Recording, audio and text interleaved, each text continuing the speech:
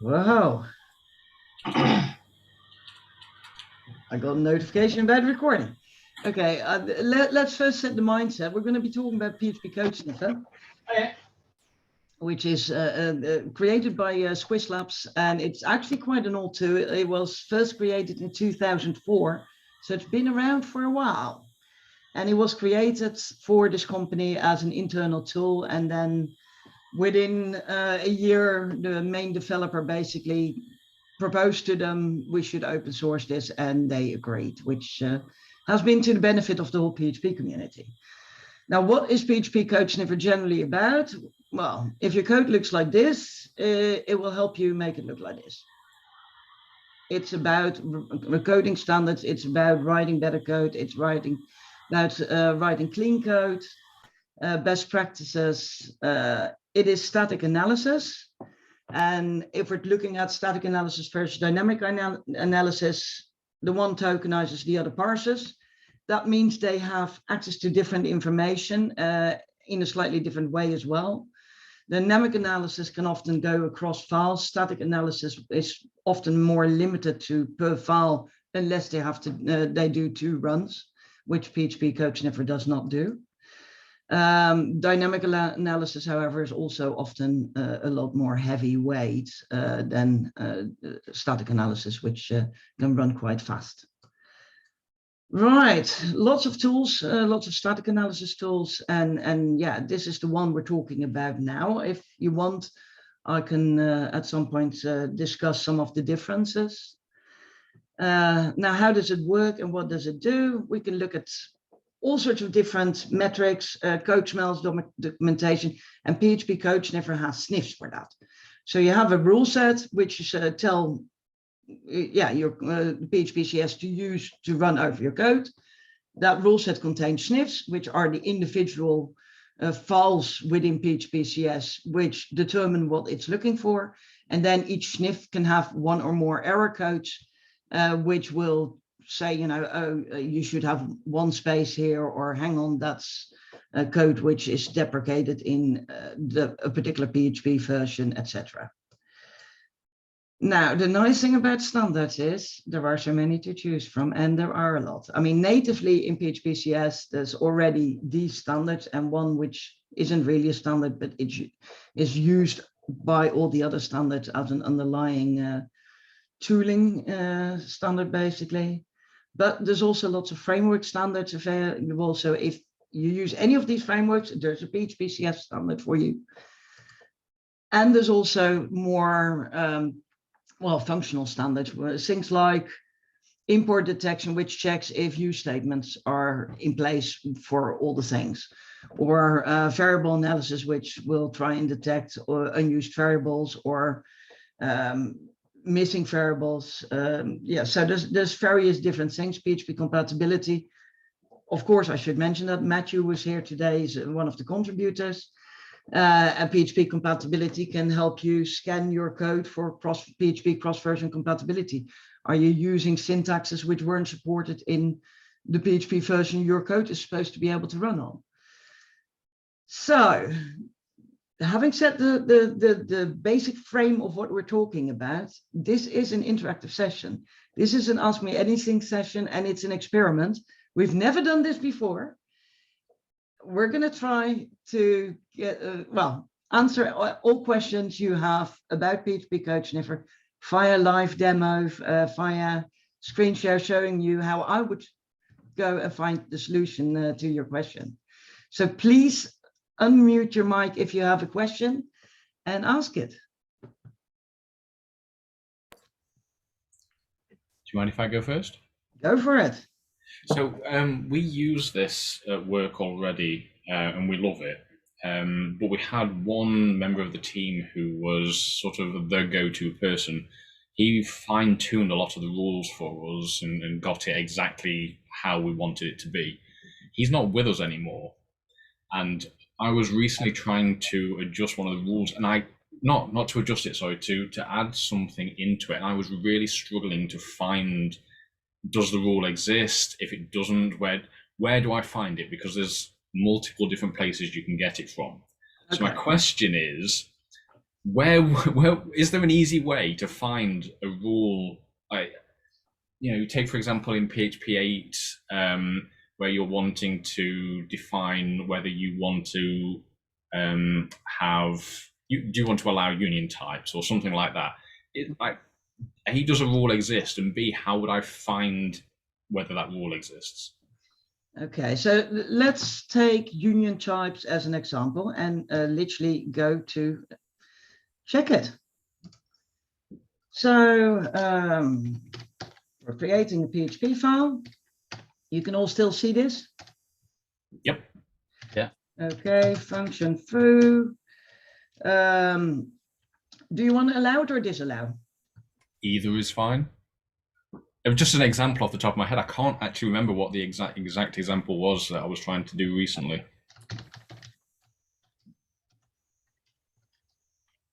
So let's do disallow then. In this case, we're going to say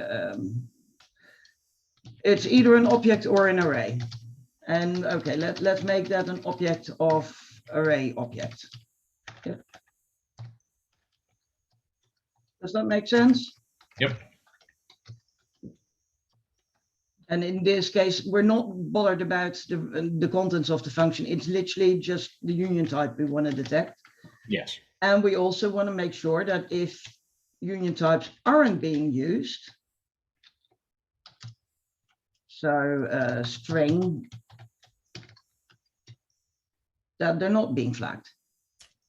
So always when you try to find a rule, have a code sample which something you want to get flagged and something which you don't want to get flagged in the same sphere. Does that make sense? Yeah, that's good. Yeah, I like that. Okay, so I'm going to save this file, and crikey, my file system does not like to remember at this moment. I mean, in a separate profile for presenting. So this is not my normal profile, and it doesn't seem to like remembering where I am. So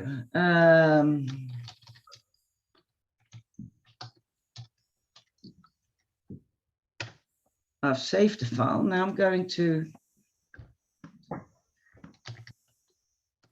my editor, my command line. Let's go to the folder. Go to the folder where I saved the file. Okay.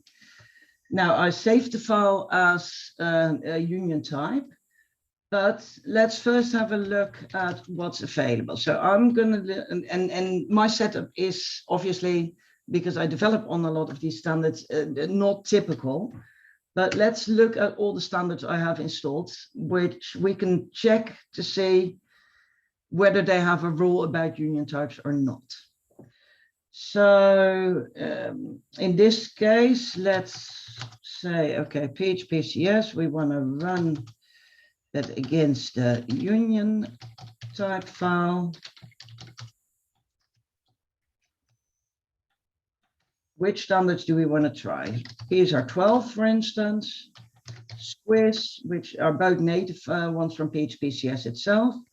Let's have a look at PHP compatibility as well, see if that flags anything. What about Slevomat? That might have something about this. Yeah, that's where I do get confused, like what's in Squiz and what's in Slevomat. So you don't have to remember. No, this is new. This is new. I think this is what this ex-member of the team used to do, and I wasn't aware of this. This is great. So, and I'm going to show you another trick in a minute. Remind me if I don't. Let's see. Let's take one more PHPCS extra. And mind, some of these standards might conflict or might silence things from one or the other standard. So this might not always catch everything, but I'm just taking some things here to get a feel of whether any of these have rules for it. Now I want a report, but I want both the full report as well as the source report. And I'll show you in a second why. So shall I just go and run it? Yeah. Now, okay, we get quite some errors, not unexpectedly. Well, where is my mouse? Okay, here's my mouse. because obviously other things are being flagged. So let's go back to the actual file we were looking at. The only lines we're interested in are line 4 and line 6. Everything else we couldn't care less. So line 4, what do we see?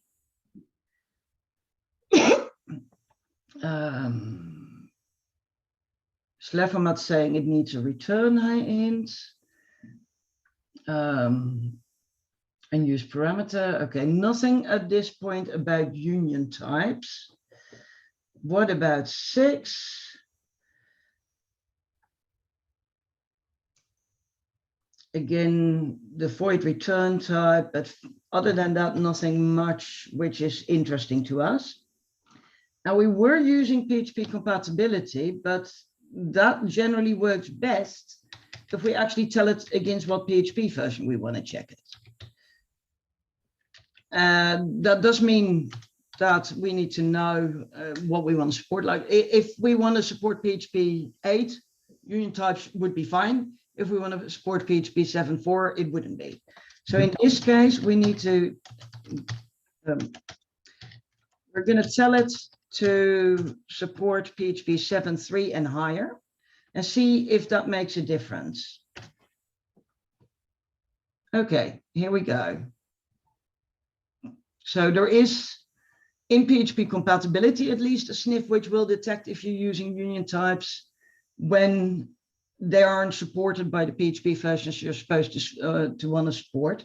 Other than that, at this moment, I don't see a sniff, but that doesn't mean it doesn't exist. So let's go back to that list of standards, which is huge. Now, quite often, the name of a sniff will already be a giveaway of what it will detect. Now, you can actually see what sniffs are in any of these standards by using -e, which means explain. So if we use PSR 12, oh, sorry, I need to make sure it actually says standard is PSR 12.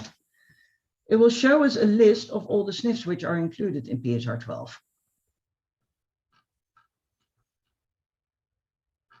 Similarly, I can do the same with any of the other standards. So I can do that for PHP compatibility.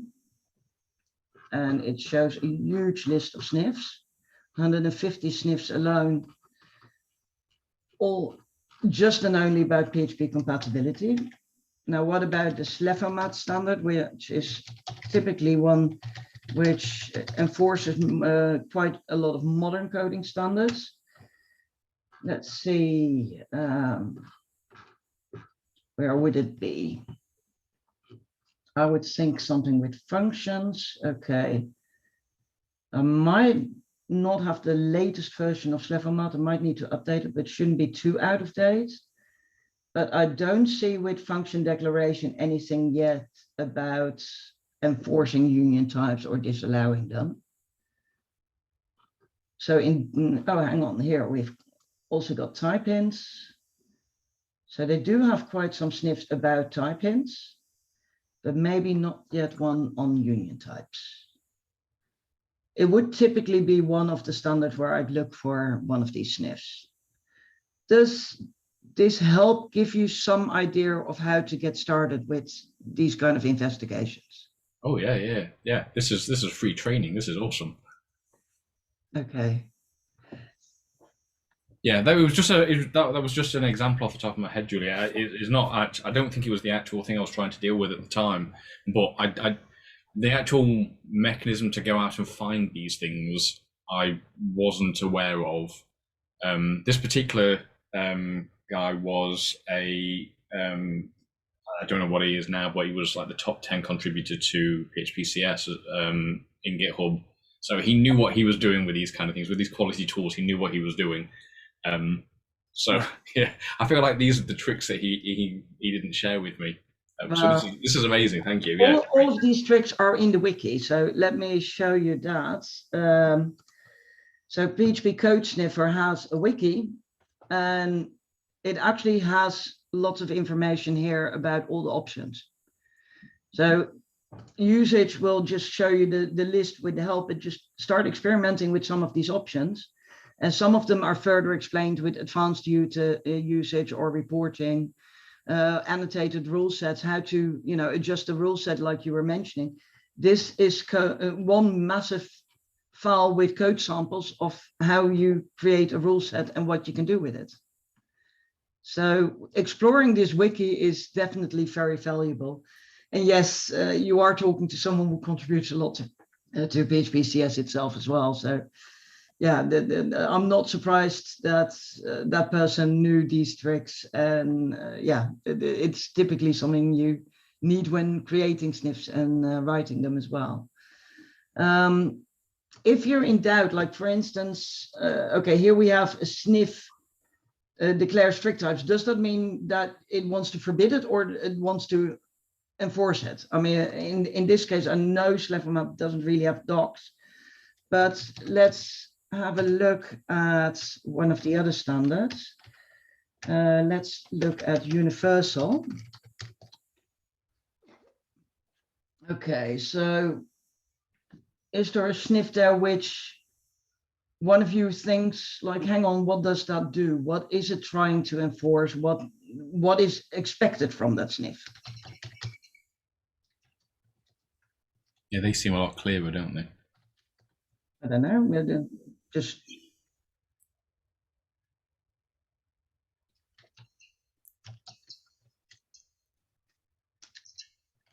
let's do universal arrays, mixed keyed, unkeyed array. If I now add generator is text, it will actually, oh, I must have made I've made a typo in the sniff name, sorry. Okay, let's try this again. So if I tell PHPCS the standard, the sniff name and generator's text, and I mean, I don't even need to use the sniff name, as long as I use generator text, if the sniff has built-in documentation, it will show that documentation generally with a code sample of this is valid code and this is invalid code. So that can also help to determine whether that sniff is the right sniff for you without actually having to read the sniff code. And it can help with when you get an error and you've been trying to fix it and it still gets flagged, to figure out why it's still getting flagged. Yeah, that's outstanding. Yeah, awesome. Okay. Thank you. You're welcome. Anyone else?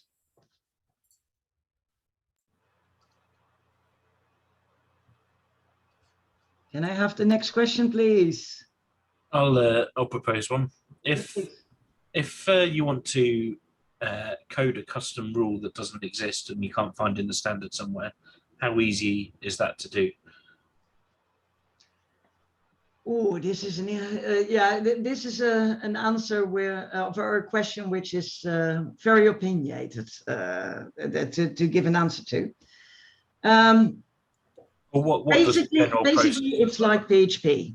I mean, it's really easy to get into PHP and get out a page which says "Hello World." Writing your first sniff can be dirt easy. However, writing a good sniff is a whole different matter. So something really simple like, is, okay, we want to forbid short arrays. That sounds simple, doesn't it? You just look for the square brackets. Yeah. What about short lists? Yeah. Yeah, so a sniff which wants to forbid short arrays should not trigger on short lists. But then you need to figure out a way to determine when something is a short list and when it's a short array.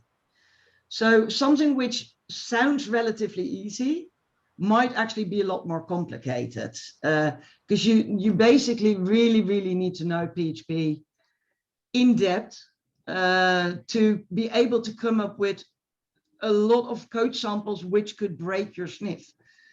People can, comments can be, well, basically are disregarded by PHP. So comments can be anywhere in code. If you don't take that into your account, your sniff might either generate false positives or false negatives because, you know, someone uses a comment in a place you didn't think someone would use a comment. So things like that, it takes a bit of a warped brain to come up with code samples to try and break a sniff to the point that it's actually stable. Writing a first sniff is easy. Writing a good sniff is not always easy. Are you able to provide test cases for custom sniffs to try and eliminate? Oh yeah, absolutely, absolutely. Every single thing I've shown you, like for instance, this universal array mixed key unkeyed array, it's all accompanied by tests. Let me show you how that works, or show you an example. If we go to the code of PHP Code Sniffer, you can see tests. And we, oh, hang on, I should go to the source because these tests are actually with the source in PHP Code Sniffer itself. So let's go to PSR 12. So which short form type keywords? Yeah. That's the sniff. So for the test, again, it has the same directory structure. And you have an inc file with code samples. And here you can see, for instance, okay, if you want short form type keywords, you need to take uppercase into account, mixed case, because, hey, people do shit. You need to take white space into account because all of these will still be recognized as a Boolean cast or an int cast or whatever, but it still has to be recognized as such and flagged in the right way. If you have an auto-fixer, you can add a fixed file, which shows what the code would look like once it's been auto-fixed. And then you have a unit test file, which extends from the PHPCS native abstract sniff unit test class. And you annotate on which lines you expect errors and on which line you expect warnings. And you can just run that via PHP unit. So yeah, for the PHPCS native sniffs, all sniffs have unit tests. For most of the standards, I just showed you examples from things like, let me show you the one I used a moment ago, PHPCS extra. Wait. Let's try this again. Yes, okay. So here again, we have standards, universal, and you see the same doc structure, docs, sniffs, tests. For the sniffs, for instance, naming conventions, no reserved keyword parameter names, because it can be confusing with PHP 8 named parameters. That's what this rule is about. If we then go to the tests, you can see an inc file because this is something which can't be auto-fixed, so there's no fixed file. But then also one of those files again with an error list and a warning list. And it will just check. It will check if the warnings or errors which are expected are thrown on the right lines. And with the fixed file, it will check that the fixer fixed it correctly to what you expect it to be. Does this answer your question? Yeah, that's awesome. Thank you. And you can have a look at things, something like PHPCS extra on how to wire it together. The naming conventions for PHPCS are quite specific, and I've seen a lot of standards not getting that right. So have a good look both at the wiki of PHPCS itself, where it has a coding standards tutorial, and then also, for instance, at the GitHub Actions workflows and the Composer scripts, and how things are wired together for this external standard, because I know it's done correctly here.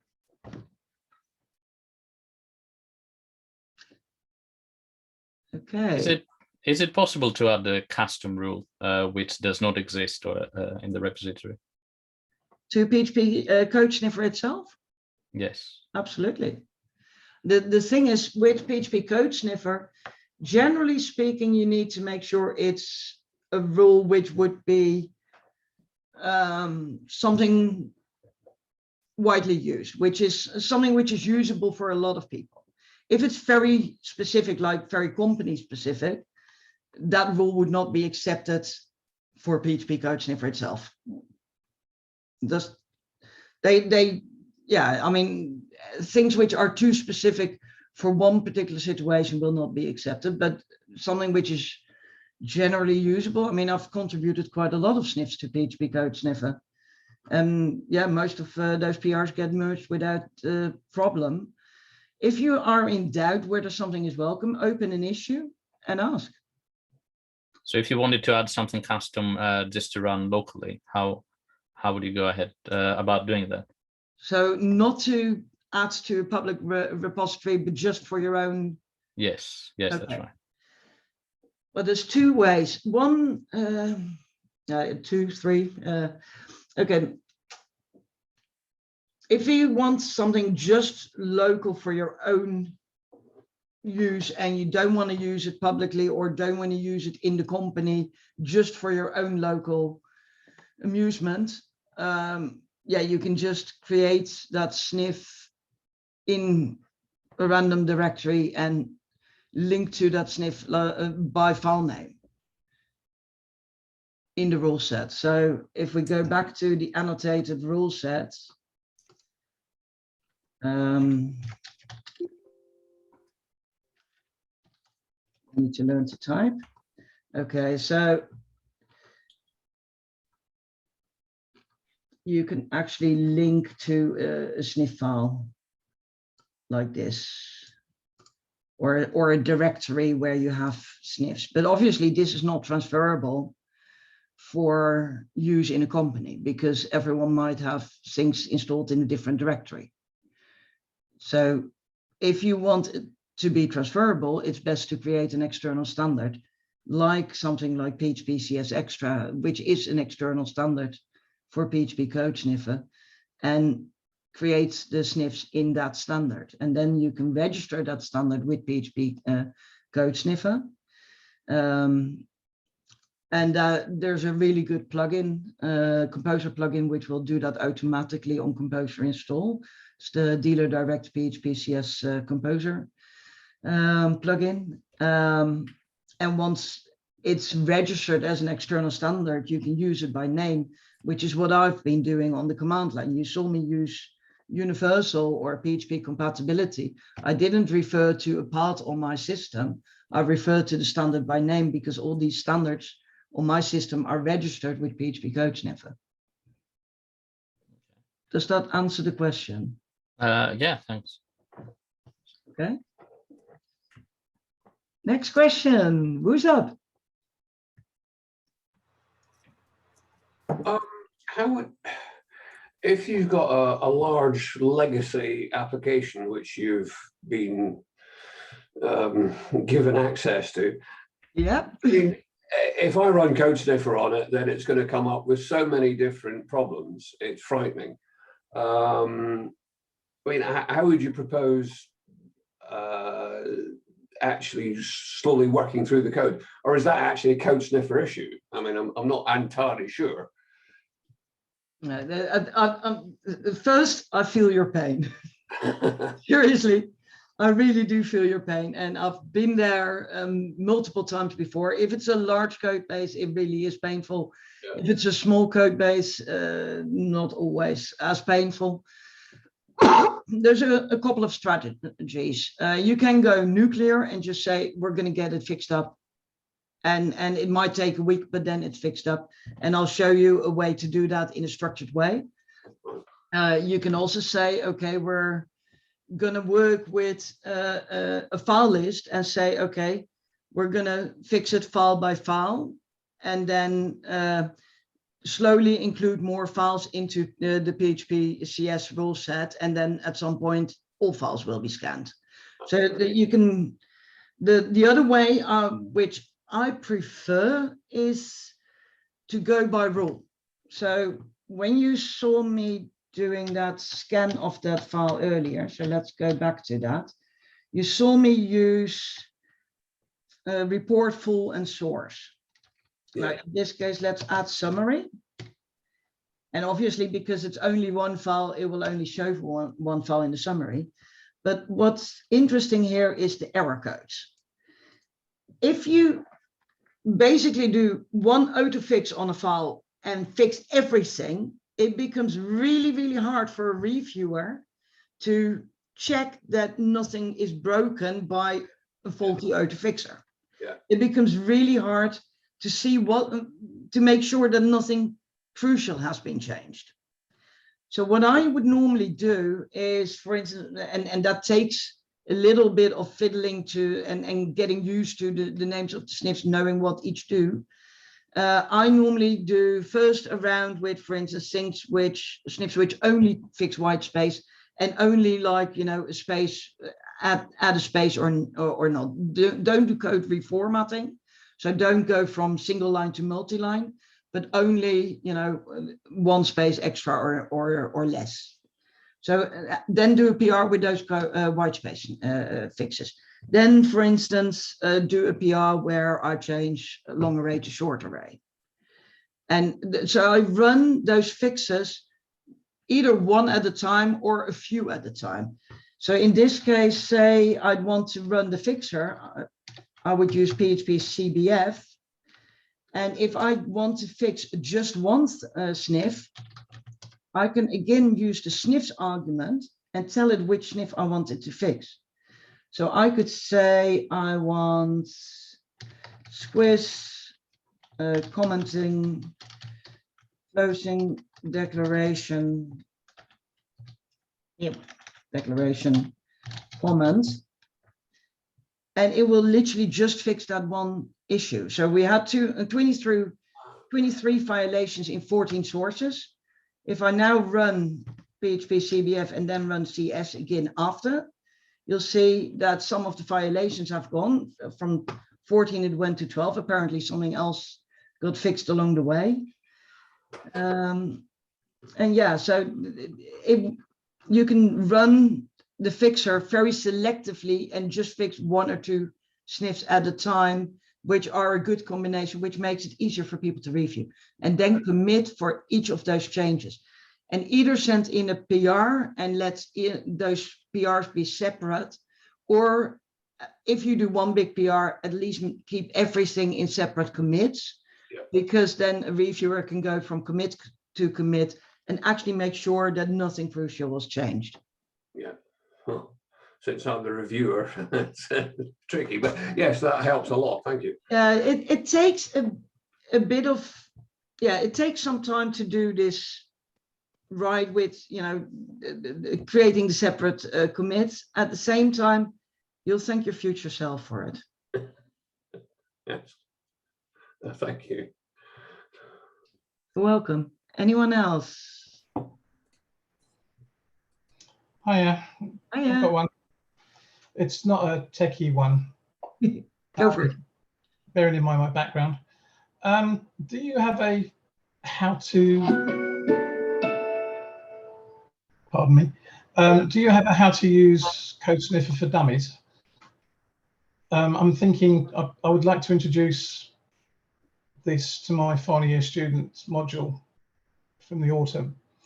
And they've done PHP as a second year, but they haven't done a huge amount. So it would be nice to introduce them to some kind of standards testing, which I've not done in the past, shamefully. Do you think this would be, do you think there's a suitable way of using this with, they're not beginners, but some of them haven't got very far. Yeah, I mean, or would it be better to use something else? I wouldn't go into how to write sniffs at all with them. I would No. go about, you know, how to use it. But typically most modern projects use PSR12 as a basis with maybe some additional sniffs. So get them to install PHPCS, Composer require, def. I do all that for them. I give them a virtual machine with everything built into it. All they have to do is actually use. So Fair I mean, enough. not I mean, even- in that case, you know, just get them to run a PHPCS with standard PSR 12 and let them experience it. I mean, most things aren't that hard about PHPCS. And if we look at the help, it's quite comprehensive, showing you all the options are available. And it can actually do a lot, PHPCS, but most people use maybe 10% of the functionality. If you teach them that 10%, that will already help them a lot to get started. It would help. It would be advantageous for them to be able to go out and do industry saying, I've had some exposure to this. Yeah, absolutely. I'd very highly recommend it and support it. In which case I might come back to you. Yep, go for it. Okay, as long as you don't think it's reasonably approachable.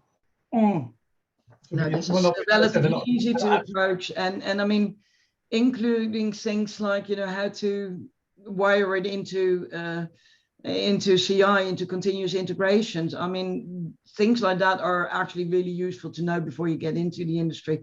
And talking about CI, that's something which might be interesting for more people here.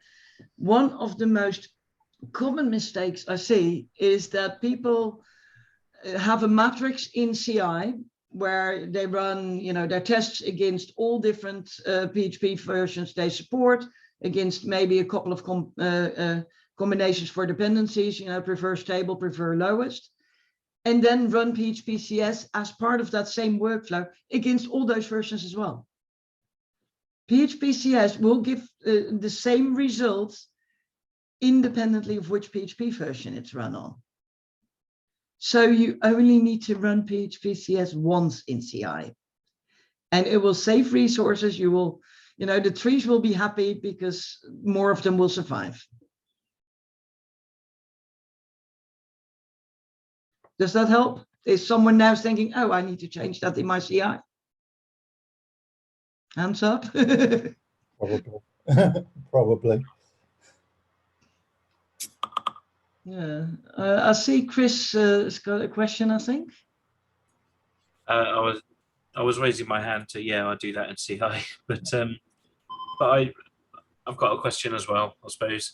What's your favourite sort of lesser known feature, that the things that people don't really know it can do? Well, I don't have a favorite, but one of the lesser known features which I find extremely useful is filters. And filters was first introduced in PHPCS 3, so it's been around for a while now. But at the time it came with only one filter. And now let's step back a moment. And what are filters? Filters are a way to pre-filter which files will be scanned. So say I have a huge project with 1,000 files, but I've only worked on 3 files. If I just run PHPCS, it will run over the whole 1,000 files, which can take a long time. But if I use filter is git modified, it will just scan the two files I modified. That's presuming you're using Git, obviously. Similarly, there's also, and that one was introduced, I think, in 3.5.0. I created a filter called Git Staged, which you can actually use in your Git hooks as a pre-commit hook, which will automatically scan the files which are staged when you try to commit them. So the command in that case would be, and let's go back to that file again, and presuming we have a rule set in place, then I wouldn't need to have the standard there, and I probably wouldn't need the report settings either, but I can just say filter is git staged, and it will show me those just the results for that file, except for the fact that I haven't got anything staged at the moment. Is there a way to list the available filters? Other than using help where it says it here? Oh yeah, didn't spot that. That's okay. Yeah, so it's in they're listed in the help, and you can actually build your own filters as well. One filter I'd still like to create is a git branch filter, which will just scan the files which were changed in that particular branch from the point of where you branched off. The problem with a filter like that is that there are quite a lot of names for whatever the master branch or develop branch or trunk, and you need to know the name of the main branch, the main tree, to be able to create the diff, the git diff for which files to scan. So we need a way, I need to figure out a way of how to set that, how to pass that information to PHPCS in a way that a filter like that would be useful. Because then instead of running PHPCS during CI on all of the files, you can use git branch and just run it on that particular branch and run it on the files which were changed in the PR. Does that make sense? Does that help? Yeah, perfect. And yeah, there's quite a few more things. I mean, things like that, showing that documentation, most people don't even know there's documentation built in. The generator text option I showed, where you saw the code sample of what's expected by sniff and what will be regarded as invalid by sniff. Yeah, that was good. Yeah. So that, yeah, if you want to speed up PHPCS, I mean, the filters help, of course, but there's more options there as well, and that's also something which probably is underused. You can see here there's a cache option, which will cache results between runs. If your environment changes, it will invalidate the cache. If your environment stays the same, if your rule set stays the same, and only a few files have changed, it will just scan those few files, but it will still give you the report of the whole project. So the caching can be really useful. It can also be enabled with CI. Another one is parallel parallel scanning. Okay, it doesn't work if you're on Windows like me, because the extension in PHP itself, which is used for it, is not available on Windows. But for Linux, for Mac, if you have multiple cores available, using parallel processing is a lot faster. And I'm talking exponentially faster.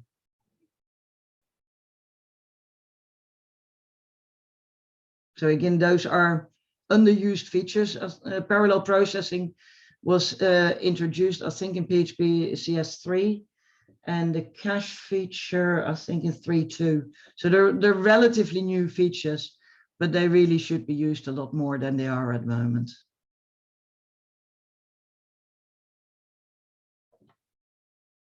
Someone else?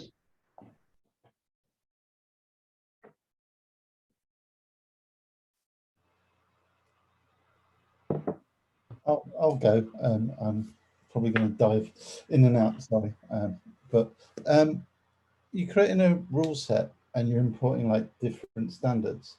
Is there any sort of best practice around doing that when you're maybe just pulling a bit and you're doing some exclusions and things like that?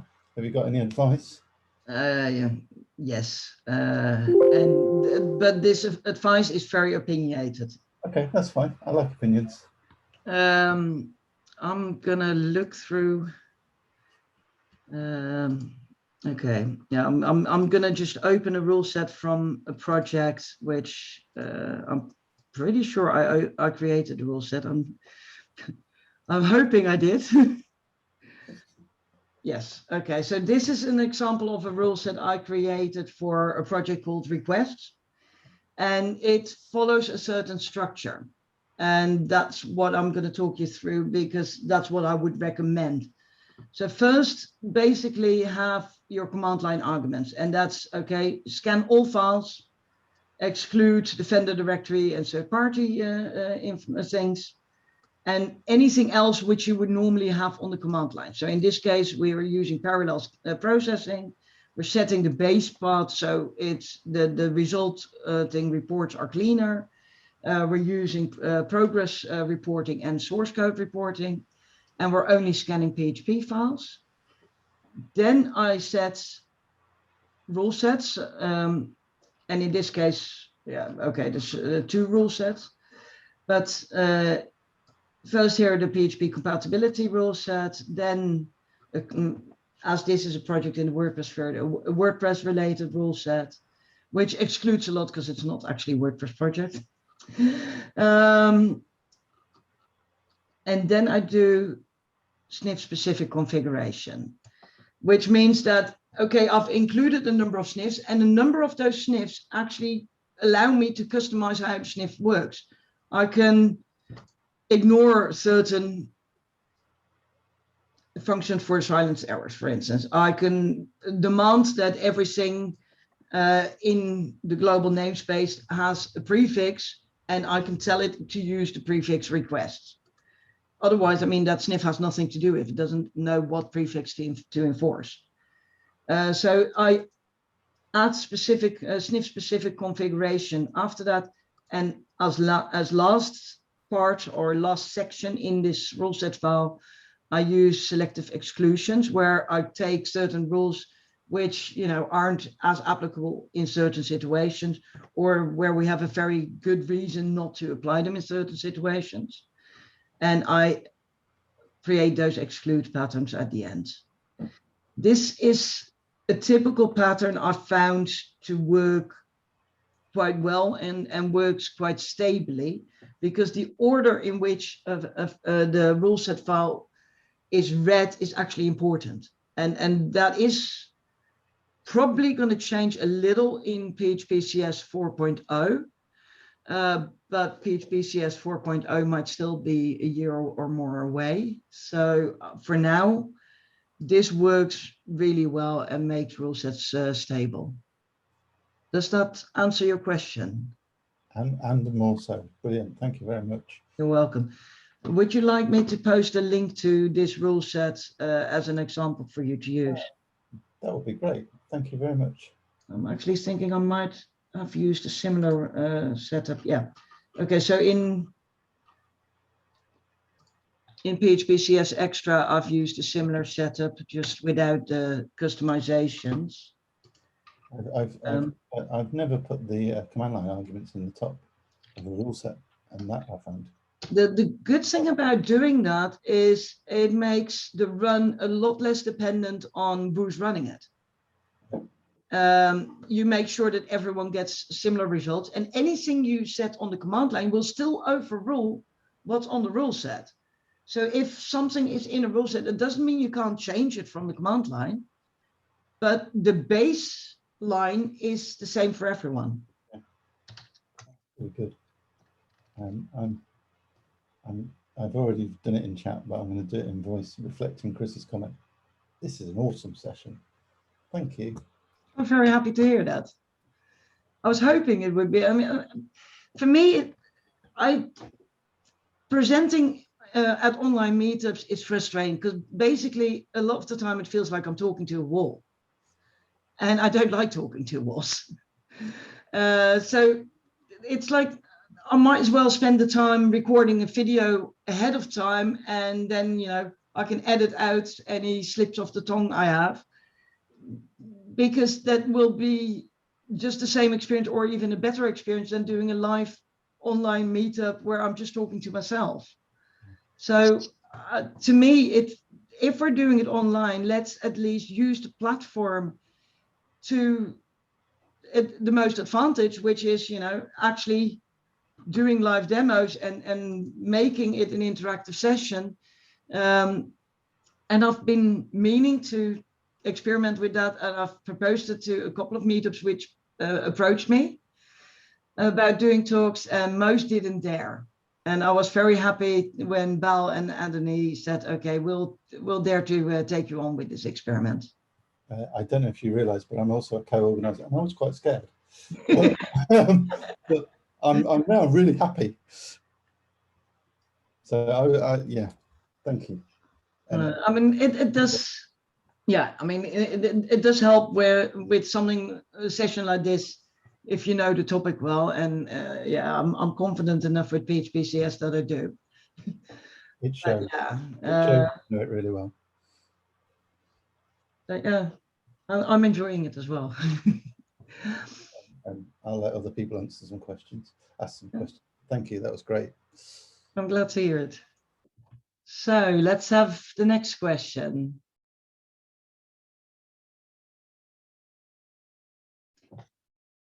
I saw Mark Baker joined us, and I also saw that he posted a question earlier on the meetup page.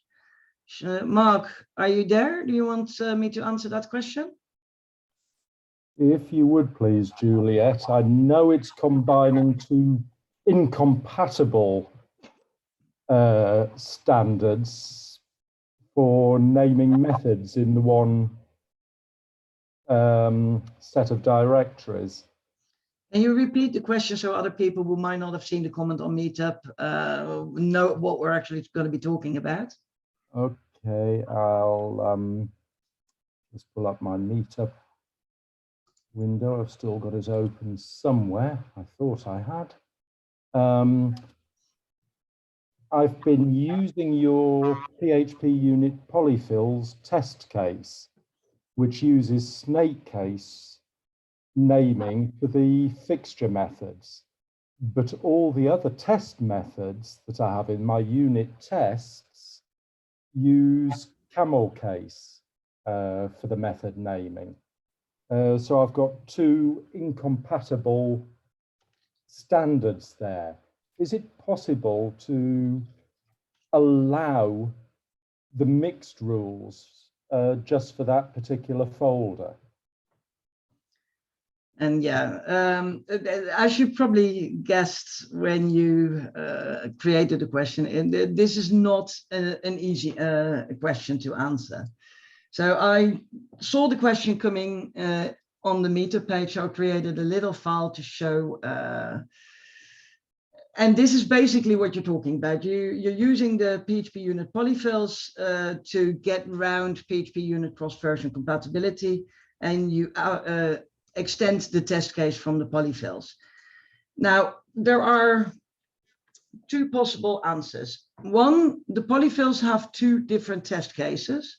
One, which uses snake case to get around the void return type, which is enforced by PHP unit as of PHP unit 8. You've chosen to use that one. If you want to be strict about your naming conventions, I say switch to the different to the other test case. The other test case basically allows you to name your fixture method, setup, teardown, whatever you want, as long as it's not setup or teardown. And you have to annotate those methods with an at before or an at after. And then you can use your strict settings. So in this case, we do at before. And say setup fixtures. This is what you do if you'd want to apply your naming convention strictly. Yes. If you don't want to do that and you rather use the lowercase setup and teardown, you can choose to maybe loosen the naming conventions for the test directory only. So then we get to a rule set where we go to selective exclusions, and luckily I still have a rule set open. And in this case, it would be, you know, whatever sniff you're using, generic naming conventions, camel case probably, and you would do an exclude pattern for the test directory. So the camel case then won't be applied to, the camel case rule won't be applied to the test directory, but that means both for the fixtures as well as for your test methods. That might be too loose. You can also say, okay, I do still want to apply it, but maybe let's not fill the CI builds on it. So you can say, okay, I want CI builds to fail on errors, but not on warnings. And then just downgrade that particular error to a warning. And I need to think now, I don't know them all by heart. I know there's a way to do it, but I need to look it up as well. It's one of those things which I don't use on a daily basis.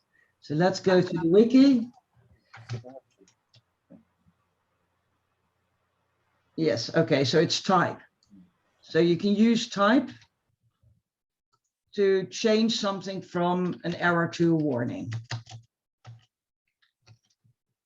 So if this were an error, I can now turn it into a warning. Okay, that's very helpful. I think that third method, turning it into a warning, might be the approach I'll take. There's also a way to say, okay, I don't want to do it as a warning, but I'm going to lower the severity. By default, PHPCS will show everything, both warnings and errors, with severity 5 or higher. You can still see everything with a lower severity, but it won't be shown by default. So you can also say, I'm going to lower the severity to 3. That makes it invisible in practice, unless you tell PHPCS to run with severity 3. And you can do that again on the command line with -- severity is, and then the minimum severity you want to use. So that's another option. And we're not done yet. There's more options still. It depends a bit on the standard you use. I'm presuming you're using generic naming conventions camel case. However, which doesn't actually have any options, but there might be custom sniffs out there which already have built-in options. And the options I'm thinking about, and if you can't find a sniff which already has that, it might be something you can either write as a custom sniff or add to PHPCS as a feature request. Things I'm thinking about is, okay, if this is a class which extends another class, and the camel case naming convention would normally be an error, then if the class extends another class, we'll make it a warning by default, because it might be overloading a method from the parent class, and the parent class might use a different naming convention. So adding logic like that to a sniff is a valid case. Another one would be where you could say, okay, I still want it to be strict with errors, but maybe a sniff could be given an extra property with an ignore list, like, you know, for methods named like this, or even methods named like this in this particular directory, or, you know, where the path matches this part of this directory, then ignore that particular error. So those are things which are done via properties. There are a number of sniffs in PHPCS which have properties, and you can see a list here. So these sniffs all have custom properties where you can customize the behavior of sniffs with. So for, gosh, let's do the Boolean operator placement. You can choose whether to, Boolean operator placement is whether you want to have the operator in multi, okay, so you have a condition with multiple subconditions. So you have Boolean and Boolean or in between various conditions. If you make that multi-line, do you want to have all those operators at the beginning or all at the end, or do you want to allow mixed? Mixed is the default, no sniff will trigger on it. If you enable this sniff, which is a PSR12 sniff, you can actually say, enforce that those operators are always at the start of the line for the multi-line condition, or enforce that they're always at the end. It's a typical something. You can change the indent sometimes. There was something recently, let me see, something with unused variables, I think, where certain unused variables again could be added via custom property to a list, which would then mean that particular variable would not be reported on. So yeah, these kind of things can be done either through error codes, like with extents, I would suggest using a different error code for that. You can just say, okay, we're going to ignore it if that error code gets hit, or via a custom property. But that would need adjusting of the sniff or a custom sniff. Does that answer your question? I think it does. It gives me a lot of options that I can pick and choose from. Just as a follow-up, using CS2PR in my CI pipelines on GitHub Actions, which levels actually get reported through CS2PR? Severity 5 and up. By default, because CS2PR is nothing but a translation from the report which PHPCS spits out anyway. Okay, so as long as I reduced it to something below 5. Yeah, or to warning. And when I said warnings and errors, I mean, that's again one of those things which is little known. You can say, okay, I do want to show all warnings and errors, but I don't want to fail the CI build on warnings. I only want to fail the CI build on errors, but I do still want to see the warnings. That's a valid case, and that can actually be done with PHPCS.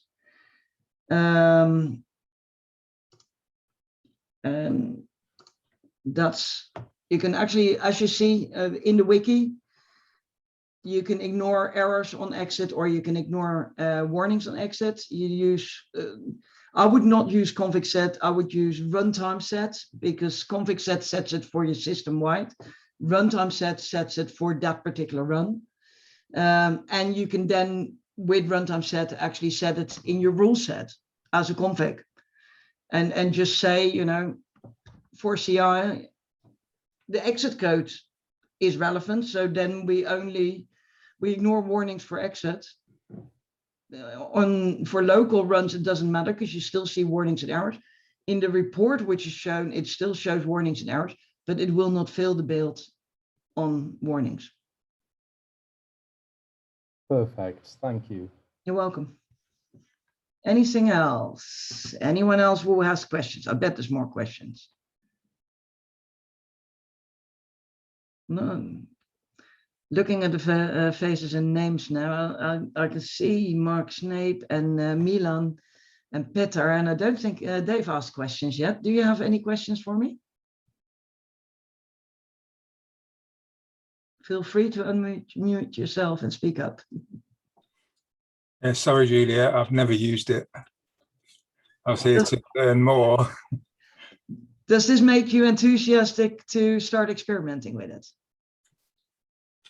I do quite a bit of freelancing and I get a lot of really bad projects. I would spend loads of time just getting things tidy before I could even start to earn any money. I hear you. I hear you. Yeah. But it does really help, because otherwise, and it's one of the things why I think it's so important to have PHPCS as by default in the CI. Things like, you know, inconsistent white space, messy code.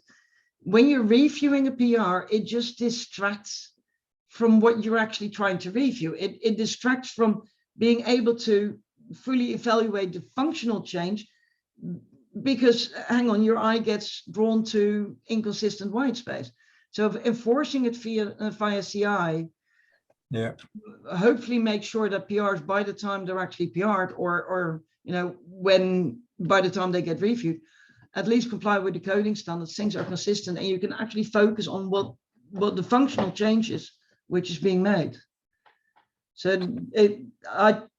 I know it can be frustrating to see one of those legacy code bases, but getting it, yeah, adding CS to it helps set them up for a better future. It's paying off some of their technical debt.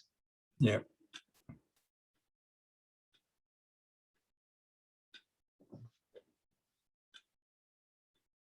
Let me know if you start using it, if you have questions. I mean, you can just ping me on Twitter. Maybe on some of my own projects. Yeah, go for it. Any more questions? Anyone?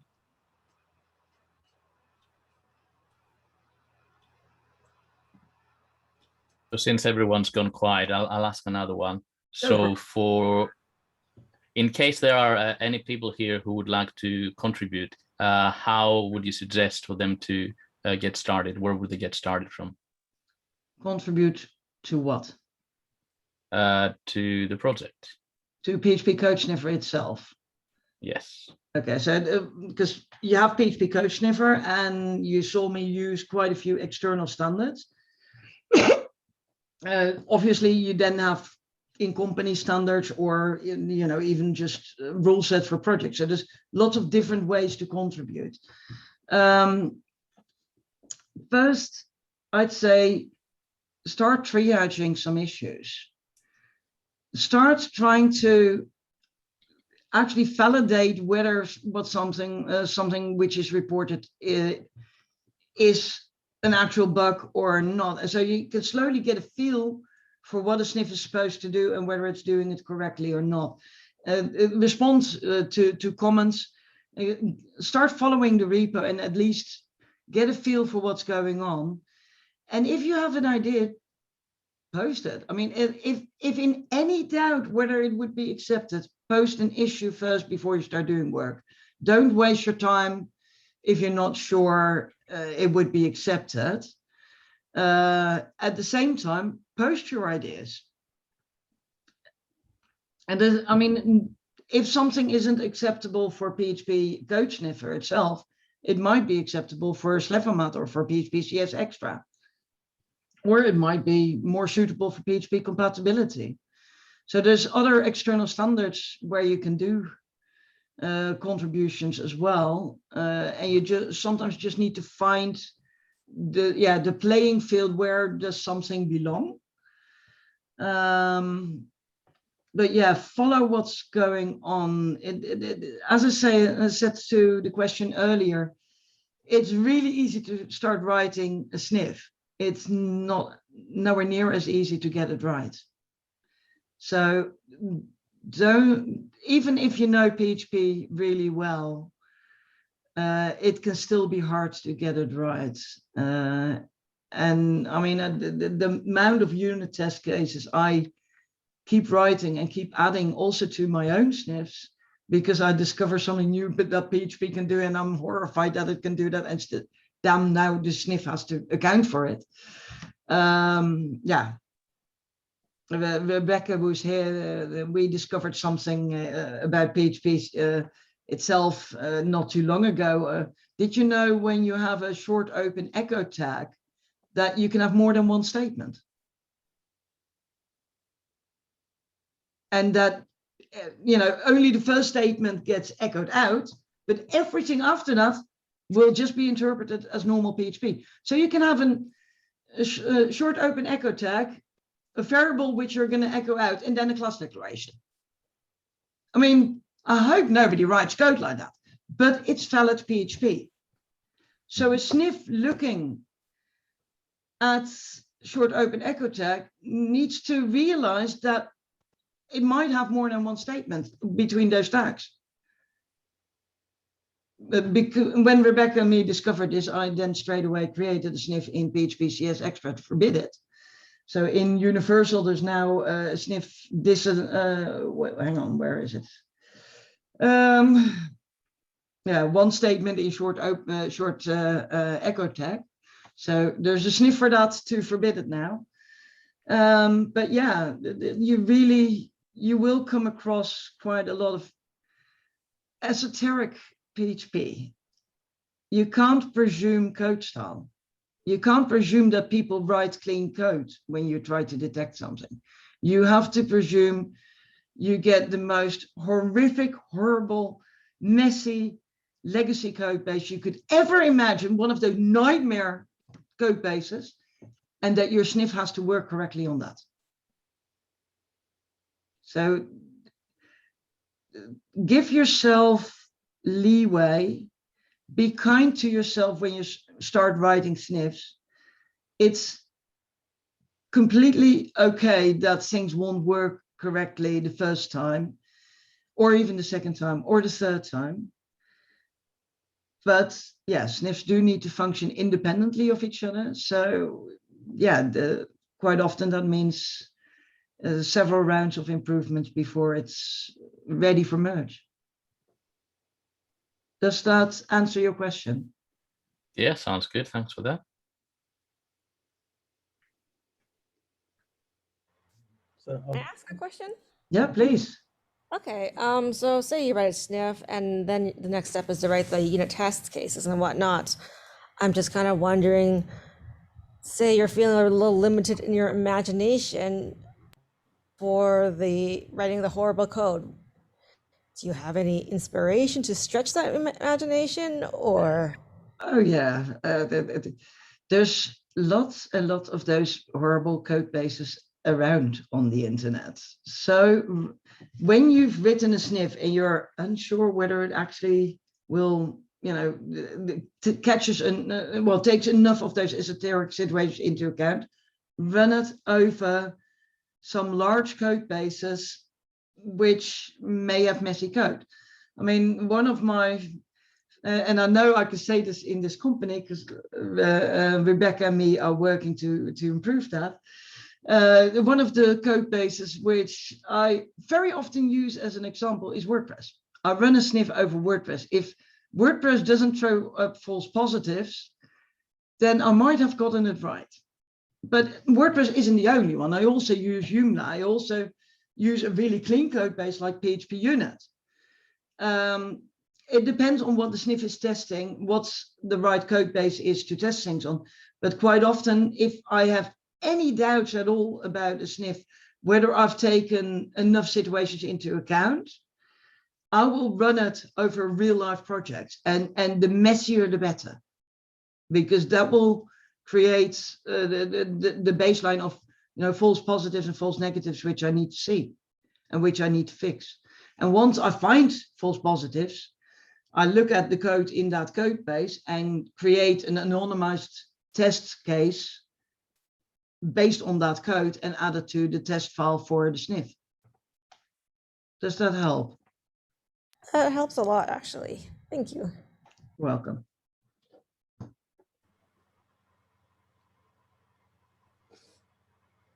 Bal, you look like you want to ask a question. You're still muted.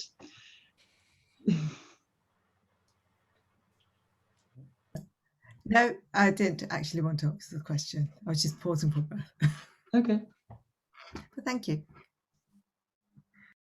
Could I ask one more? Yeah, please. So I'm just trying to work out whether I was an idiot in my past life or not, basically. So I once abused, maybe not abused, PHP Code Sniffer to check for the presence of an interface within a particular namespace. Was that an abuse? No, it's not. But anything cross-file is okay. As a static analyzers by default, but PHPCS in particular isn't always good at doing things cross-file. So checking, and especially if you then also take caching into account, where certain files may not get scanned again during that same run. If you want to make sure that an interface is used,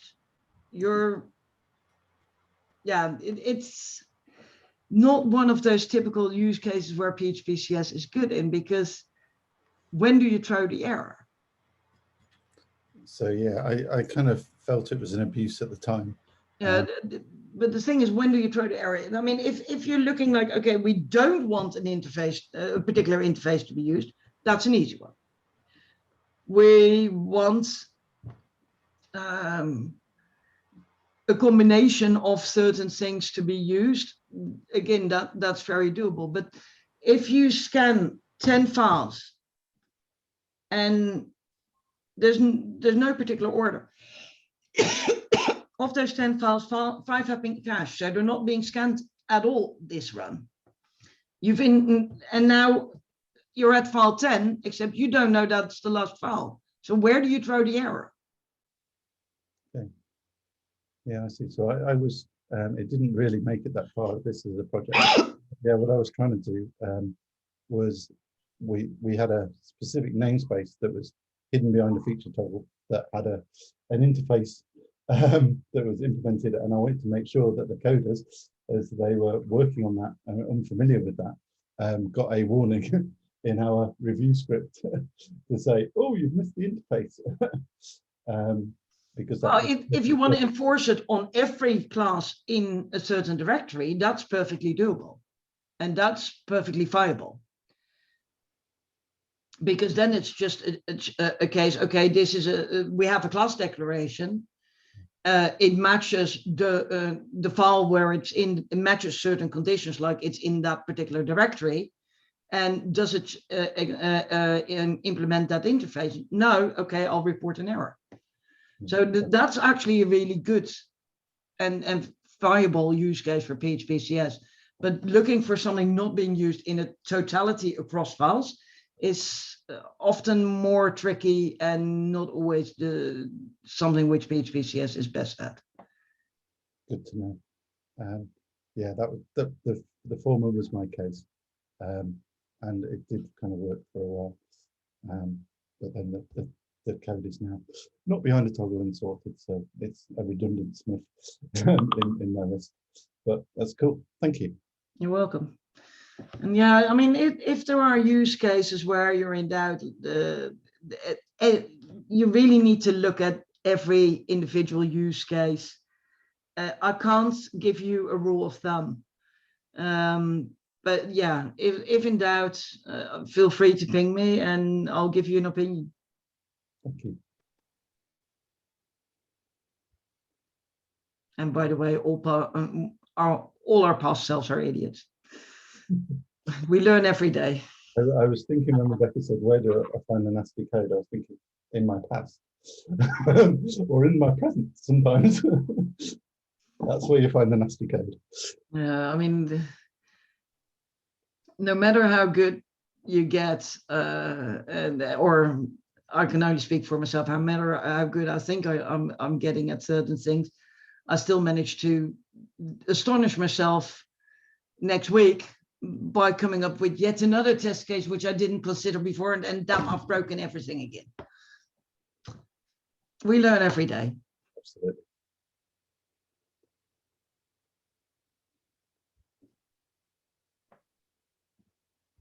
So have we more questions? We're nearing 9 o'clock. Well, 8 o'clock on your end. I've got another one for you, Juliette, if I can. Yeah, please. I make extensive use of PHP compatibility as well. Yeah. And I know with that I can set a lower version limit, minimum PHP 7.2 say, and it will check for anything I'm using which might be below PHP 7.2 or not be available above PHP 7.2. Is there any way I can set an upper version limit to go with that? Of course. So I'm going to the PHP compatibility repo as you saw me doing. So sniffing your code for compatibility, it actually says here. So you can say, I'm going to set a test version for one specific version. You are in a company environment, you know exactly the PHP version to which something gets deployed. You're going to set it to one particular version. Everything has to be compatible with that version. We don't care about everything, anything else. You can give it a range with a minimum and a maximum. Or you can give it an unlimited range, which means this is the minimum and open-ended. Any PHP version above should be supported. And by the way, that also works the other way around. We can also do dash and then an end number. We only want to support everything up to PHP 7.2 and we don't care about 7.3 or above. So that's fully flexible and it's in the README of the repository. Yeah, I'd missed the upper limit part. I'd missed that second bullet. That's okay. I mean, to be honest, this was the default which was supported. Being able to leave out the upper limits is only a feature which was introduced something like 2.5 years ago. Until that time, you always had to set lower and upper limit. And I mean, I would at that time use 99.9 as the upper limit. You know, by the time we reach PHP 99.9, I'm probably going to be dead anyway. But at least that made sure that the upper limit was then regarded as open-ended. Okay, thank you. You're welcome. And while we're on this repository, you can see mention of PHP compatibility, Joomla, PHP compatibility, WordPress, PHP compatibility, Symfony, password compat. If you use certain polyfills or are in a framework environment where certain polyfills are provided by default by the framework for PHP native functionality, I'd highly recommend using the appropriate rule set. Because these rule sets, which are also available on Packagist and obviously in this organization, take all those known polyfills into account. So Joomla polyfilling certain things will be taken into account. And if you use that PHP functionality in your Joomla plugin or extension, it will not get flagged then by PHP compatibility, because PHP compatibility then knows that Joomla already polyfills it. And it doesn't need to get flagged because it's available. Make sense? Absolutely. Any other questions? Who's next?